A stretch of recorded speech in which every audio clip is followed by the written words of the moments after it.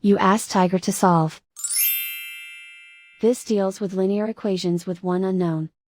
The final result is x equals 3. Let's solve it step by step. Group all constants on the right side of the equation. Subtract 18 from both sides. Group like terms. Simplify the arithmetic.